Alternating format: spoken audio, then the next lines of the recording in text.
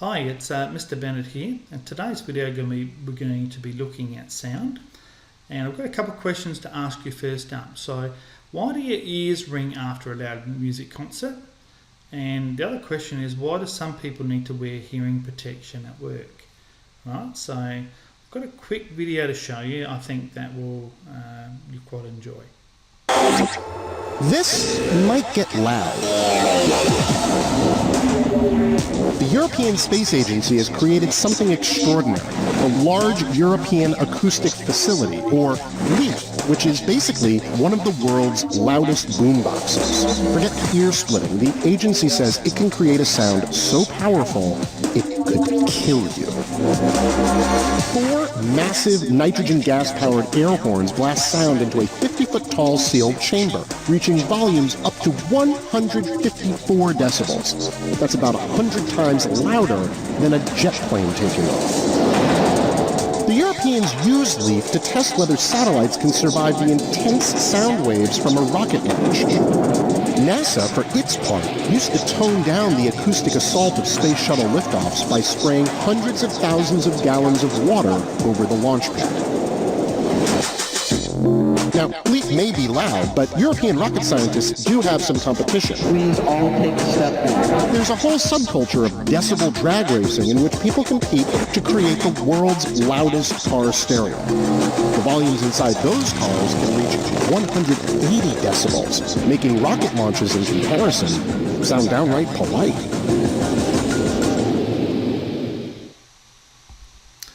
Pretty cool video. Alright, so in today's video we're going to be looking at sound waves. Obviously they are produced by oscillations or vibrations. And we're going to be talking about their amplitude today, or how loud a particular wave will be. So it's the amplitude that determines how loud the wave is. That relates to a thing called the Decibel Scale, and we'll also be talking about how your ear works as well. And if you have hearing damage and that little ring in your ear, it's called tinnitus, and we'll talk about why that occurs. Alright, so loudness is the intensity of sounds proportional to the square of the sound wave, and it differs for different people, but we actually have a scale that we use called the Decibel Scale that was named after Alexander Graham Bell. Quite famous. So you can see there that a jet engine, quite a loud sound at 140 decibels. In a library we're looking at 40 decibels. Average factory 90 decibels. Alright, so we'll talk about those particular levels and what's safe for you.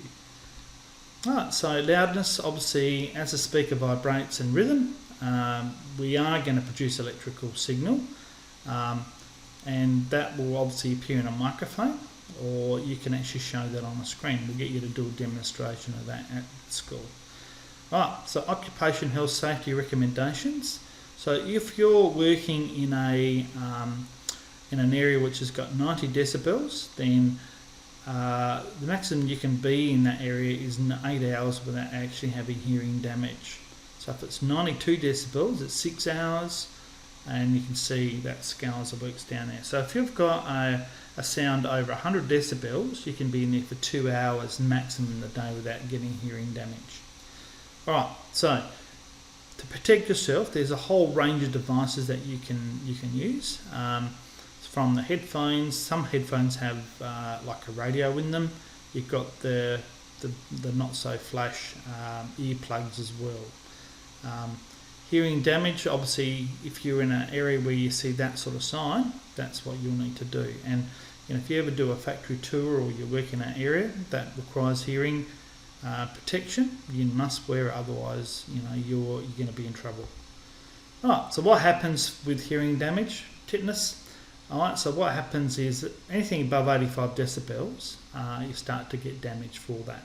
A single burst of sound can obviously damage the internal ear part. So your internal ear, so what happens with sound is you have air that comes through the ear canal into your eardrum. Your eardrum's connected to 3 middle bones and they produce vibrations inside the cochlea. Okay, the cochlea is full of these little hair cells. Okay, so these hair cells are the bit that take the sound, the vibrations, and then put that to electrical pulse that goes to the auditory nerve.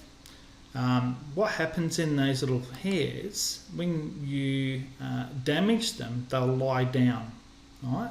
So if you go to a really, really loud concert, you'll find, or you'll get that little ringing in your ear, which is pretty annoying. That means that these hairs have been damaged, and that what they'll do is they'll probably lie down. If you do that enough times, what will happen is those hairs don't sort of fix themselves, and they get damaged permanently, and then you have that permanent hearing damage. Now, I'm really concerned about the number of people I see walking around with earbuds in their ears, like obviously with their MP3 player or their phones, and they have the sound really turned up loud.